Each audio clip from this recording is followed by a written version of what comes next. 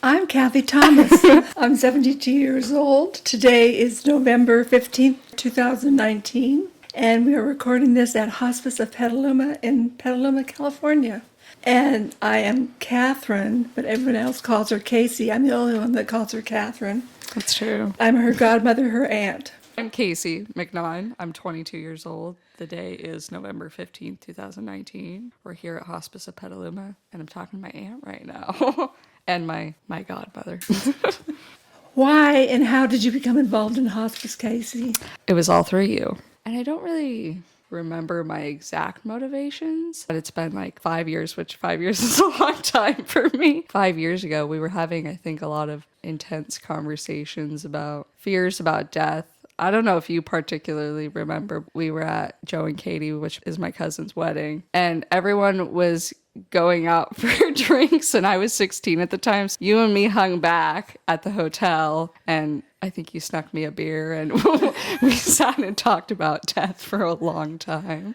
I know. I do remember that. And it was dark. Yeah, we were just kind of lying in our individual beds and talked about that. And I think I did at the time had a lot of fears, not so much about me dying, but the people around me dying. And so I saw volunteering for hospice as an opportunity to maybe dispel some of the fears I had about that. So then you put me in contact with the people here at hospice to join the volunteer program. It was your senior project, right?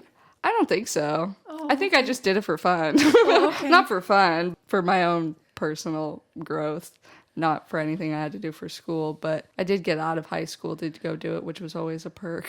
That was 2014, the fall I joined. I didn't really know exactly what that process was going to look like. I had all the same fears I had before entering, and I hadn't at that point lost too many people close to me, so I felt extremely underqualified, but I think a lot of the training is just working on your sense of vulnerability and reflecting back on hard times in your life. And it's just kind of working on empathy as if it were a skill that need practicing, because that's, I think, what you need to draw on the most when you're working with patients or as a grief counselor. Okay, and you have a lot of empathy. As a young person, I've seen it many times. Well, that's nice of you. Katherine, tell me, what was your volunteer training experience like? They have a theme every year, and my year was transparency and practicing that specifically. We talked a lot about themes of vulnerability and being present with the people we'd be working with, and that crops up in life all the time, so I reflect a lot on the things I learned during that training. What was your experience like with your direct care client? It was